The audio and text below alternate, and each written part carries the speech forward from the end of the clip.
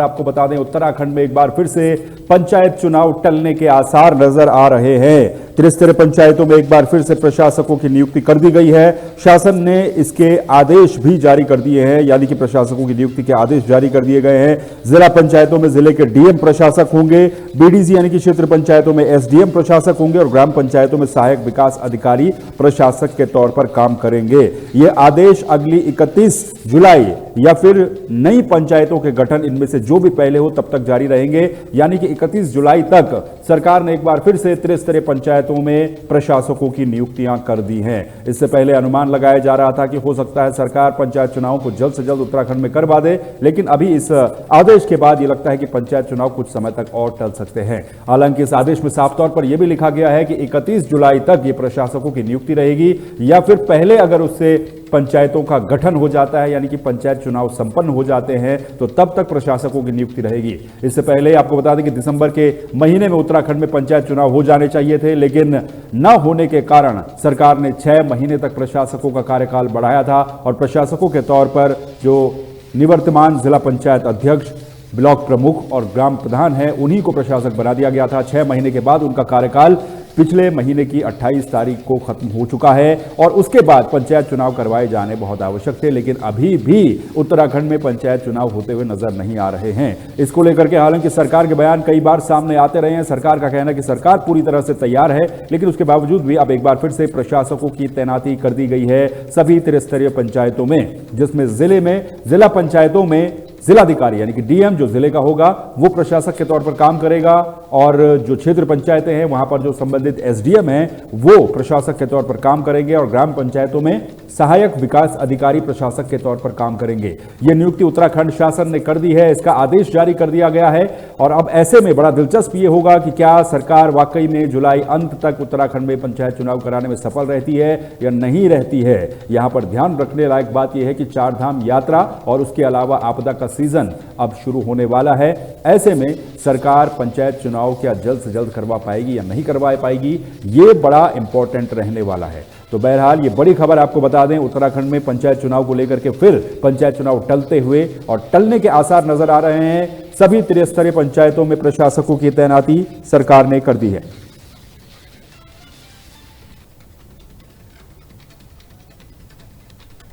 और उत्तर प्रदेश से बड़ी खबर आपको इस समय बता दें, मुख्यमंत्री योगी आदित्यनाथ आज बहराइच के दौरे पर रहेंगे और बहराइच में वो कार्यक्रमों में शामिल होंगे। उत्तर प्रदेश के मुख्यमंत्री योगी आदित्यनाथ का आज बहराइच दौरा है और योगी आदित्यनाथ बहराइच में महाराजा सुहेलदेव स्मारक स्थल पर पहुंचेंगे और इसको लेकर के सभी तैयारियां पूरी कर ली गई हैं प्रशासन की तरफ से। महाराजा सुहेलदेव स्मारक स्थल पर सीएम योगी आदित्यनाथ आज पहुंचेंगे और महाराजा सुहेलदेव की 40 फीट की प्रतिमा का लोकार्पण मुख्यमंत्री योगी आदित्यनाथ के द्वारा किया जाएगा।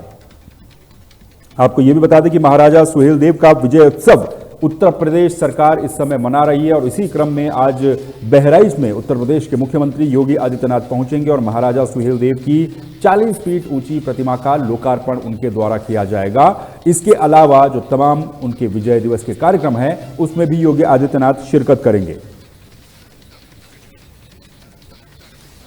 तो उत्तर प्रदेश के मुख्यमंत्री योगी आदित्यनाथ का बहराइच जिले का दौरा है और बहराइच जिले में उनके आगमन को लेकर के प्रशासन के द्वारा तमाम तैयारियां पूरी कर ली गई हैं। इन तैयारियों का जायजा खुद जिले के वरिष्ठ अधिकारियों के द्वारा लिया गया है। सुरक्षा व्यवस्था से लेकर कार्यक्रम स्थल पर सभी तैयारियां पूरी है और महाराजा सुहेलदेव का क्योंकि जो विजय उत्सव है उसको उत्तर प्रदेश सरकार आज मनाने जा रही है और विजय उत्सव के ही क्रम में बहराइच में मुख्यमंत्री योगी आदित्यनाथ पहुंचेंगे, जहां पर महाराजा सुहेलदेव की 40 फीट ऊंची प्रतिमा बनाई गई है। इसका लोकार्पण भी मुख्यमंत्री योगी आदित्यनाथ के द्वारा किया जाएगा।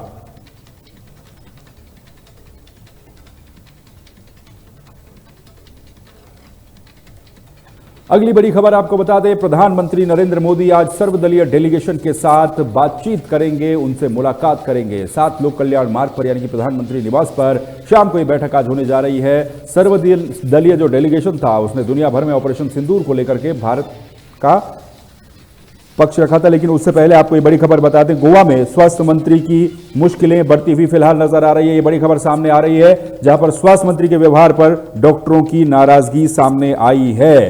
गोवा से ये बड़ी खबर आपको बता रहे हैं। इस बीच मुख्यमंत्री वो गोवा के जो स्वास्थ्य मंत्री हैं विश्वजीत राणे, वो मुश्किलों में फंसते हुए नजर आ रहे हैं। डॉक्टरों ने उनकी माफी को नामंजूर करार दिया है और स्वास्थ्य मंत्री ने सीएमओ से बदतमीजी की थी। ये पूरा प्रकरण था और स्वास्थ्य मंत्री के व्यवहार पर डॉक्टरों की नाराजगी देखने को मिली थी। अब डॉक्टरों का कहना यह है कि निजी रूप से भी स्वास्थ्य मंत्री विश्वजीत राणे माफी मांगे।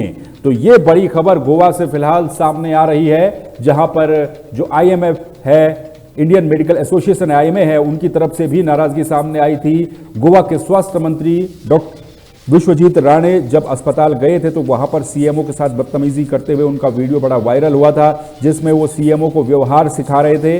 और इस वीडियो के बाद उनकी किरकिरी पूरे देश में देखी जा रही है, जिस पर डॉक्टर लामबंद हो चुके हैं। डॉक्टरों का कहना है कि निजी रूप से वो माफी मांगे, जबकि विश्वजीत राणे कई बार सोशल मीडिया के जरिए या फिर अपनी पोस्ट के जरिए, टेलीविजन के जरिए माफी मांग चुके हैं। लेकिन डॉक्टरों को का कहना है कि उनकी ये माफी नामंजूर रहेगी जब तक वो निजी रूप से माफी नहीं मांग लेते हैं। तो गोवा से ये बड़ी खबर इस समय आपको बता रहे हैं। स्वास्थ्य मंत्री के व्यवहार से डॉक्टरों में नाराजगी देखने को मिली है और निजी रूप से माफी मांगने की मांग की गई है।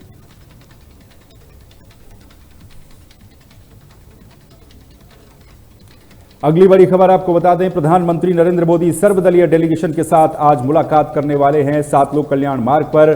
प्रधानमंत्री नरेंद्र मोदी ये बैठक करेंगे और जो डेलीगेशन है उसकी प्रतिक्रिया लेंगे, उनके अनुभव भी प्रधानमंत्री नरेंद्र मोदी सुनेंगे। ऑपरेशन सिंदूर पर दुनिया भर में भारत का पक्ष सर्वदलीय डेलीगेशन के द्वारा रखा गया था और सर्वदलीय डेलीगेशन के साथ आज प्रधानमंत्री नरेंद्र मोदी की मुलाकात होने जा रही है। डेलीगेशन पीएम मोदी से अपने अनुभव साझा करेंगे और क्योंकि ऑपरेशन सिंदूर को लेकर के दुनिया भर में इस डेलीगेशन ने अपना पक्ष रखा था, इसमें सत्ता पक्ष के और विपक्ष के कई जो पार्टियां हैं इस देश में, उनके सांसद शामिल थे, जिसमें असदुद्दीन ओवैसी से लेकर के और तमाम बीजेपी के सांसद और कांग्रेस के नेता शशि थरूर, ये सभी इन डेलीगेशंस का हिस्सा थे। ये डेलीगेशन कई देशों की यात्रा के बाद भारत वापस लौटेगा, जिसके बाद आज प्रधानमंत्री नरेंद्र मोदी के साथ ये सर्वदलीय डेलीगेशन अपनी बातचीत करेगा और अपनी यात्रा के अनुभवों को साझा करेगा। किस तरीके से ऑपरेशन सिंदूर की बात उन्होंने दुनिया भर में, विश्व पटल पर दुनिया के सामने भारत का पक्ष इस मामले को लेकर के रखा, इसकी पूरी जानकारी इस डेलीगेशन की तरफ से प्रधानमंत्री नरेंद्र मोदी को दी जाएगी।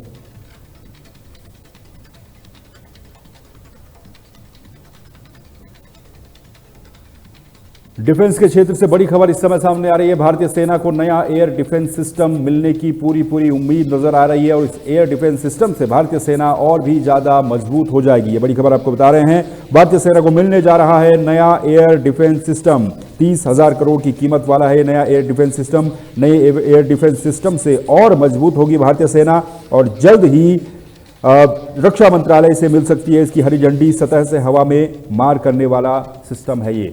तो ये बड़ी खबर आपको इस समय बता रहे हैं भारतीय सेना से जुड़ी हुई, जहां पर रक्षा मंत्रालय से जुड़ी हुई है बड़ी खबर। रक्षा मंत्रालय की हरी झंडी मिलने के बाद भारत को यह नया एयर डिफेंस सिस्टम मिलने की पूरी उम्मीद जताई जा रही है, जो कि सतह से हवा में मार करने वाला सिस्टम है और इसके आने से भारतीय सेना और भी ज्यादा मजबूत हो जाएगी।